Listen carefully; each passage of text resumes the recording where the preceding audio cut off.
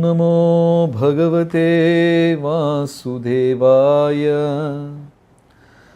नारायणं नमस्कृत्य नरं चैव नरोत्तमं देवीं सरस्वतीं व्यासं ततो जयमुदीरये।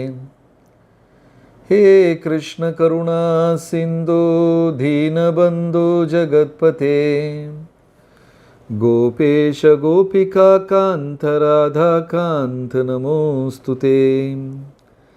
तप्त कांचन गौरांगी राधे वृंदावनेश्वरी वृषभानुसुते देवी प्रणमामि हरिप्रिये। जय श्री कृष्ण चैतन्य प्रभु नित्यानंद श्री अद्वैत गदाधर श्रीवासदि गौरभक्त वृंदा। हरे कृष्णा कृष्ण कृष्ण हरे हरे, हरे राम राम राम हरे हरे. ஹரே கிருஷ்ணா. எல்லா பக்தர்களுக்கும் என் மிக பணிவான வணக்கம்.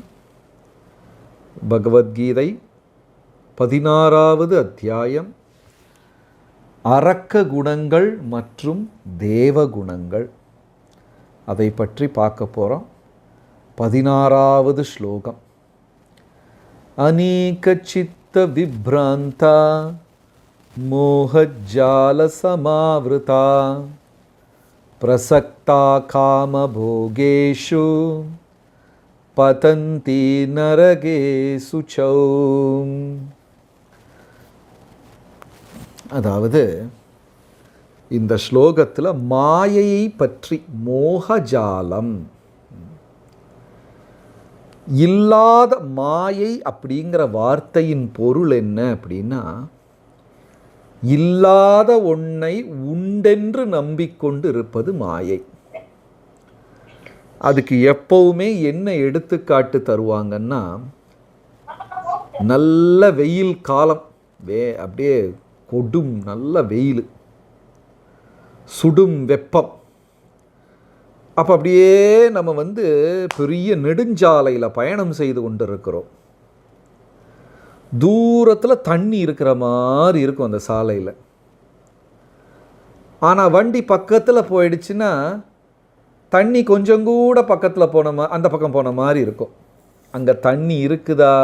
இல்லை. இல்லாத ஒன்றை உண்டென்று நம்பிக்கொண்டிருக்கிறோம், அதுதான் மாயை. இப்போ இந்த வகுப்பில் நிறைய பேர் அடேங்கப்பா 550 பேர் இருக்காங்க. கானல் நீர், கரெக்டு, கானல் நீர். இப்போது நீங்கள்லாம் நிறைய பேர் இந்த தொலைக்காட்சி பார்க்குறது, சினிமா பார்க்குறது எல்லாம் எல்லாருமே பண்ணுவாங்க, நிறைய பேர் பண்ணுவாங்க. சினிமா பார்த்து கொண்டே அழுவது, தொலைக்காட்சியில் நாடகங்கள் பார்த்து கொண்டு அழுவது, நல்லா தெரியும். எனக்கும் அதுக்கும் தொடர்பே கிடையாதுன்னு தெரியும். எனக்கும் அந்த கதைக்கும் எந்த தொடர்பும் கிடையாது. அந்த கதைக்கு அந்த கதையில் நடிக்கிறவருக்கு கூட தொடர்பு கிடையாது. அவர் அழுவார், சிரிப்பார், கடைசியில் பாக்கெட்டில் காசை போட்டு போயிடுவார். அவருக்கும் தொடர்பு கிடையாது, பார்க்குற நமக்கும் தொடர்பு கிடையாது.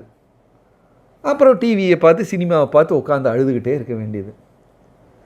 யாராவது நீ அழுகிறையா அப்படின்னு கேட்டால், சே நான் அழுகலப்பா அப்படின்னு சொல்ல வேண்டியது.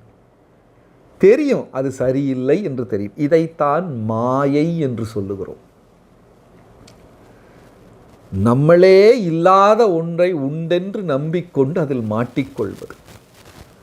ஆனால் இங்கே பகவத்கீதை என்ன சொல்லுதுன்னா, மாயையின் சட்டைகள் ஒரு சட்டை கிடையாதான்.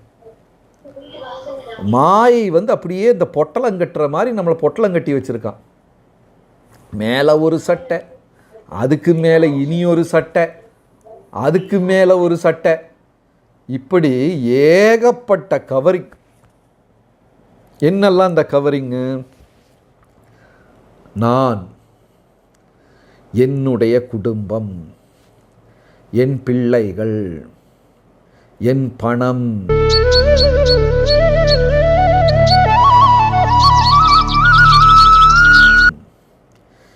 ஏதாவது எடுத்துகிட்டு போக முடியுமா? நம்ம எல்லாரும் ஒரு நாளைக்கு சாக போகிறோம். என்னடா நான் தப்பாக பேசுகிறேனே நினைக்காதீங்க, உண்மைதான்.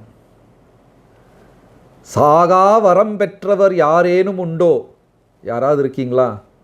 எனக்கு சாவெல்லாம் கிடையாதுப்பா அப்படின்னு யாராவது இருக்கீங்களா? எல்லாரும் ஒரு நாளைக்கு என் வீட்டு திண்ணையிலும் ஒரு நாள் சங்கூதும் ஊதுவாங்க ஒரு நாளைக்கு. என்னைக்குன்னு தெரியல, எப்போ வேணா ஊதலாம். ஆனால் அப்போ போகும்போது சரி வழித்துணைக்கு பேச்சுக்கு இருக்கட்டும்னு சொல்லி என் பொண்டாட்டியை மனைவியை அழைத்து கொண்டு போக முடியுமா? நான் செத்து போகிறேன், சரி தனியாக போகணுமே, போர் அடிக்குமே, அம்மா நீயும் கூட வா. உயிர் போய் முடிந்தால் அந்த உடலை வெறுக்க ஆரம்பித்து விடுவார்கள். இப்போ எங்கள் தாத்தா இருக்கிறார் வீட்டில், ரொம்ப அன்பானவர், என்றைக்குமே அவர் கூட விளையாடுவோம், சிரிப்போம், பேசுவோம்.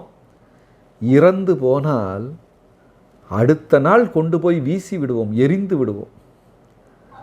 அப்படியே அந்த தாத்தா ஒரு வாரம் கழித்து வீட்டுக்கு வந்தால் கூட பேய் பிசாசுன்னு அடித்து ஓட்டிச்சு விட்டுருவோம் இல்லையா? பயப்பட ஆரம்பிப்போம், வெறுக்க ஆரம்பிப்போம். உயிர் இருக்கிற வரைக்கும் தான் அன்பு, பாசம், பரிவு, நட்பு, உறவு எல்லாமே. சரி வாமா கூட துணைக்கு இருக்கட்டும்னு மனைவியை கூட்டிகிட்டு போக முடியாது, குழந்தைகளை கூட்டிகிட்டு போக முடியாது. யமலோகம் வர போகணுமே, தனியாக போகணுமேன்னு 2 கடலை மிட்டாயை எடுத்துகிட்டு போக முடியுமா? அதையும் எடுத்துகிட்டு போக முடியாது. சரி என் ஆடைகளை கொண்டு போக முடியுமா? அதுவும் முடியாது. இந்த உடலையாவது கொண்டு போக முடியுமா? எதுவுமே எனக்கு சொந்தமில்லை. காண்பது எதுவுமே சொந்தமில்லை. ஆனால் என்னோடது என்னோடது என்னோடது என்று தவறாக எண்ணிக்கொண்டிருக்கிறோம். என் பேச்சை என் பிள்ளைகள் கேட்க மாட்டேங்கிறாங்க, என் பேச்சை என் வீட்டில் இருக்கிறவங்க கேட்க மாட்டேங்கிறாங்க. ரொம்ப கவலையாக இருக்கும். ஒரு முறை இந்திரன் தவறை செய்தார்.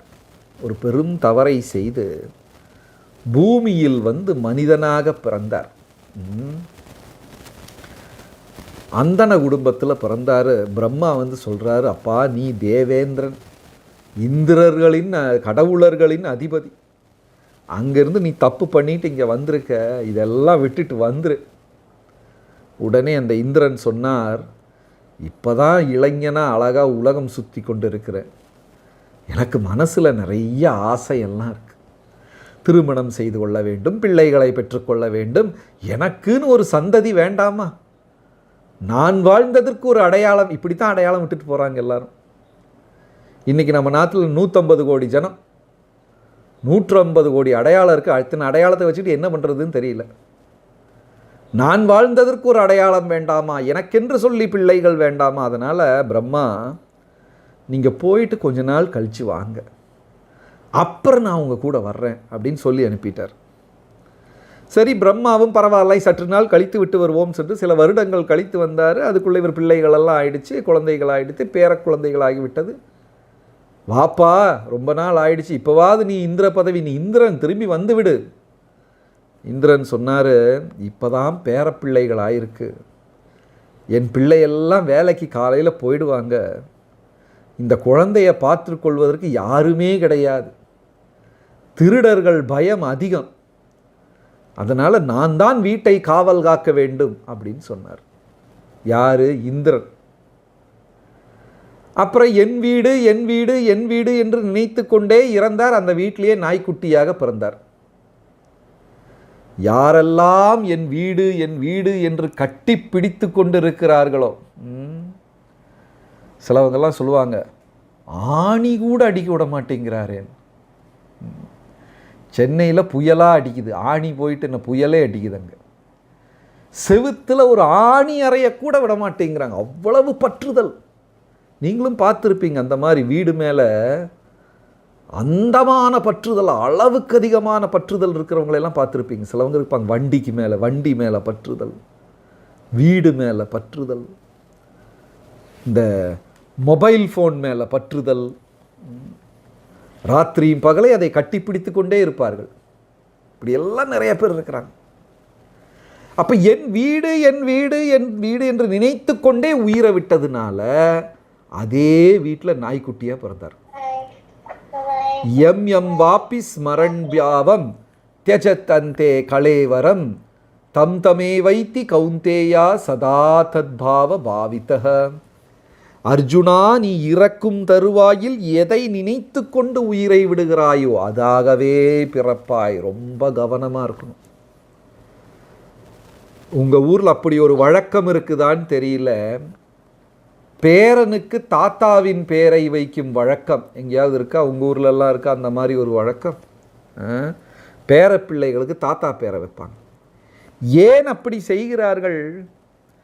தாத்தாவுக்கு பேரப்பிள்ளையின் மீது பற்றுதல் ரொம்ப அதிகம். எல்லா தாத்தா பாட்டிக்கும் அவர்கள் பிள்ளைகளை விட பேர குழந்தைகளுக்கு மேலே தான் பற்றுதல் அதிகம்.